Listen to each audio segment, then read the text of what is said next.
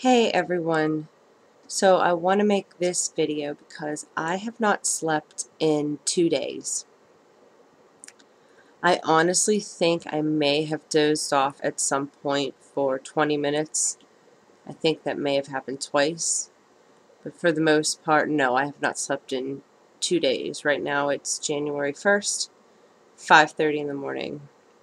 So I didn't sleep. Yeah, the night of the 30th I didn't sleep, and then the 31st. It's been really stressful time in my life. I've been really depressed lately, and my trigger, which I've said in several videos, is heart palpitations. So, a reason that I like to do these videos when I'm on the verge of a panic attack is by the time I'm done doing the video, and even sometimes while making the video, my brain lets me realize that what I think is happening truly is just panic and anxiety. But when I'm just laying there in bed without having anything to focus on, my mind just goes a million miles a minute, and my heart palpitates, and then I feel like I can't breathe, and it's just one thing after another, like the feeling like I can't breathe and makes me feel like I'm going to get a collapsed lung, and like, you know what I mean? It's a snowball effect. People with anxiety or panic understand that. Um, so yeah, that's my trigger. When I lay in bed, nighttime is usually the worst for me when it comes to anxiety. Now, I do have anxiety at any time during the day. I've had panic attacks at any time during the day, but laying in bed, nothing to focus on, and then I'll feel a heart palpitation. Now, I used to not, when I say heart palpitation, I mean PACs, PVCs, premature atrial and ventricular contractions. I'll feel my heart do a flip, is what I call it. Or it will like stop, not stop, but the way they described it to me is there will be two beats that are real close together, and the third one is where it should be, but because the first two are so close together, it feels like a skip beat even though it's not. Anyways, I've gotten all the tests done. Everyone says I'm fine, but it's a huge trigger that causes severe panic. So I'm not really fine, but I'm fine. um, so yeah, I'll be laying there at night, and I'll feel the little flip, and I'll ignore it. I'll ignore the first one. Used to never be able to ignore the first one, but now I'll ignore the first one. Then it might happen again.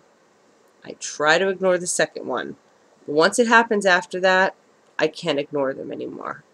I can't ignore them. It's hard to ignore one, let alone two, and then three, four.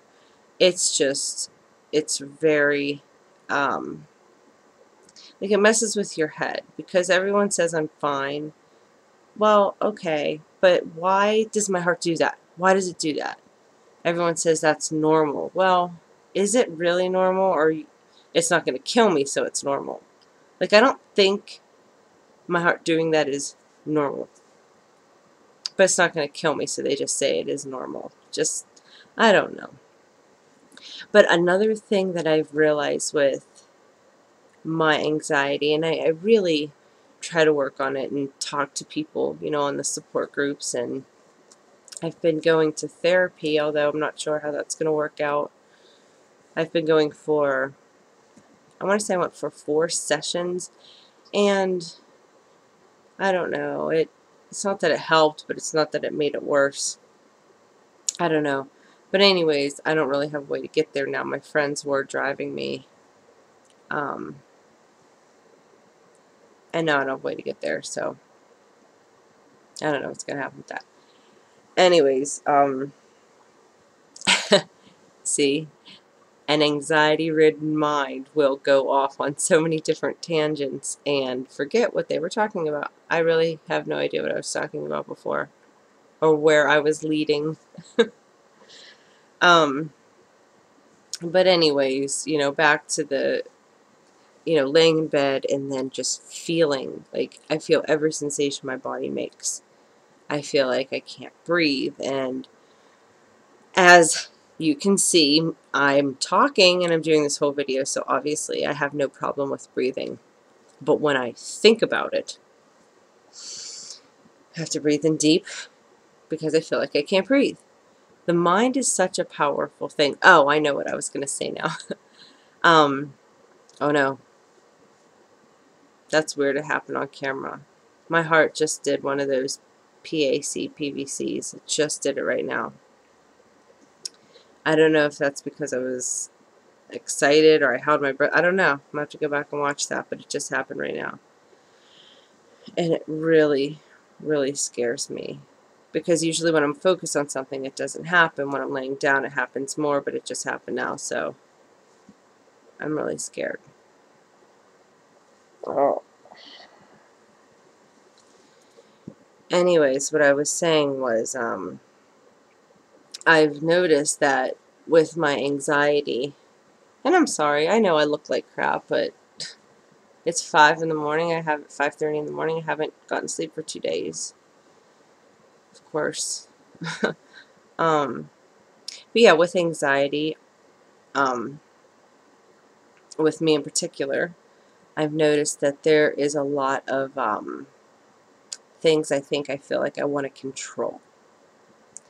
I don't really want to control anybody or any situation, but I feel like a lot of times I feel like I'm going to miss out on something, or someone's going to do something behind my back, and not necessarily to be vindictive or hurt me, but like I just feel like I'm going to miss something.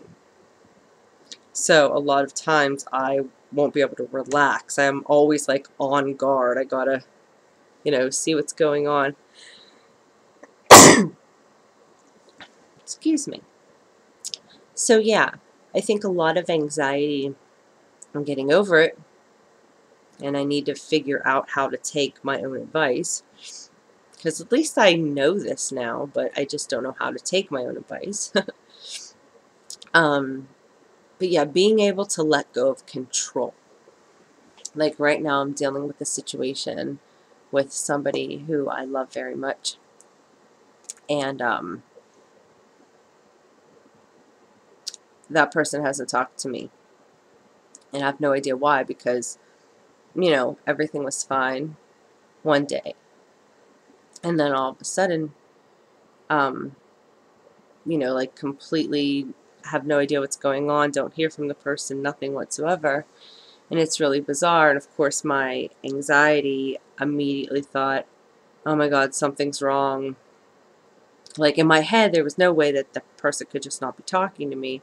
It was like, no, something is wrong, because they're not like this. Of course they would talk to me, and nothing was wrong. So that's why I felt like really weird. Like I didn't know what to do.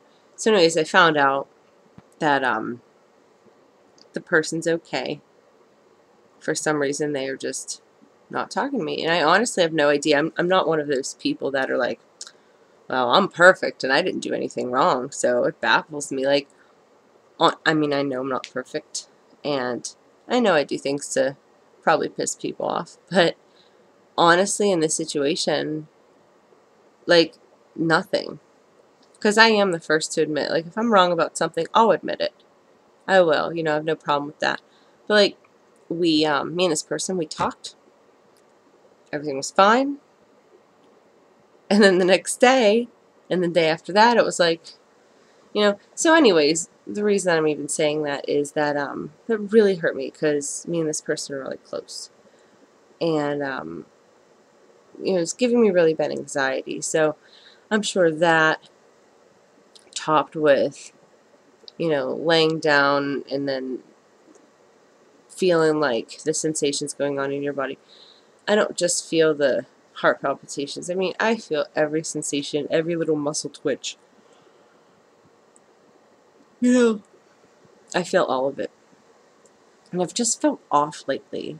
And I know I've said this in another video, but sometimes when I'm experiencing anxiety, like I'll feel really, really cold inside. But then it doesn't take much to make me feel really hot. Like that's how I have my heater here.